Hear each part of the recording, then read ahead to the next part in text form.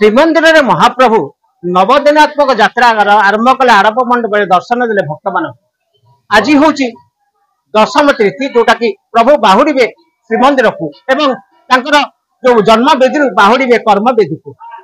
प्रभु को दर्शन देवे रथरे से बाहुड़ा यात्रा पालन होची। आम पाखे रही खंडपड़ा जो जगन्नाथ मंदिर मुख्य पुरोधा जे पूजक रही सीधासख आम आलोचना करवा। आज्ञा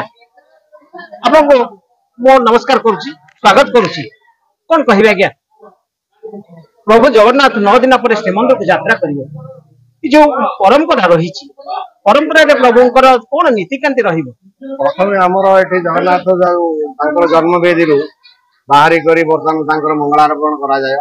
मंगलार्पण पर ठाकुर ये विजय करेंगे दक्षिण बंदापना गोटाए कराए जो दक्षिण बंदापना की विभीषण आलती कहुए। पूर्व से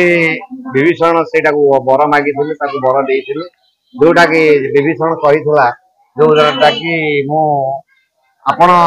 चंद्र सूर्य थिला पर्यंत मु आपणकर दर्शन पाऊँ तेणु यही समय ये बर दि जाता जोटा कि विभीषण आलती कराए दर्शन दि जाए। महापुर रथरे विजय हूँ आ विजय हो 3 दिन 2 दिन यात्रा करती यात्रा कर सारापर नीलाद्रि विजय कर महापुर यात्रा समाप्त। पुराण शास्त्र आज्ञा वर्णित रही प्रभुकर जो दक्षिण बंदापना विभीषण आरती को दर्शन कले कोटि पुण्यर जन्म फल मिलता है। जो पूर्वपुरुषर जो वंशर परंपरा रही पितृपुरुष मैंने आरती को दर्शन करती। अच्छा ये दर्शन ये आरती को दर्शन कले भक्त मान कौन मनोवांछा भक्त मान मनोवांछा बहुत पूर्ण हुए जोटा कि नचेत भगवान कहीं भक्त मान दर्शन करती कोटि पुण्य फल प्राप्ति होती बोली माने निजे विश्वास करते मनस्कामना जहाँ करी सब से गुड़िक भगवान पूर्ण कर जगन्नाथ ठाकुर पूर्ण करी बोलिकी निजे स्वीकार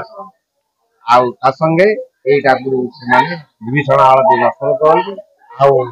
आरंभ मंडप ठाकुर दर्शन कर मोक्ष प्राप्ति होगा आशा ही रखी। गोटे कथा अच्छी आज्ञा आमर जदि जो नीति संपन्न हुए जो रथरे पणा विसर्जन करा जाए असर मान को समर्पण करा जाए बोधे कौन कह रथरे जो पणा समर्पण करा जाए जोगिनी सब ठाकुर पार्श्व देवता हिसाब से दर्शनार्थे आसी ठाकुर से समय विदा कर जोगिनी गण को गोटे पणा समर्पण प्रसाद आकार ठाकुर महाप्रभुर प्रसाद आकार पणा समर्पण करा जाए आटिका भंगा जाए जोगिनी गण को तृप्त करने आटिका भंगा जाए कथा सीधेसख व्याख्या करुले जे कि खंडपड़ा जगन्नाथ मंदिर मुख्य पुरोधा रही प्रकृत में आरंभ मंडप प्रभु दर्शन दे सारा बाहुड़ा विजय करती महाप्रभुकर गोटे दक्षिण बंदापना हुए जोटा कि विभीषण आरती कहुए। यही विभीषण आरती को पितृपुरुष मैंने चाहिए बसी था प्रभुकर दिव्य आरती को दर्शन करने आरती को दर्शन करने मात्र ही मन मन जहाँ भी मानसिक क्षमता पूर्ण हो गोटे लोक कथा रही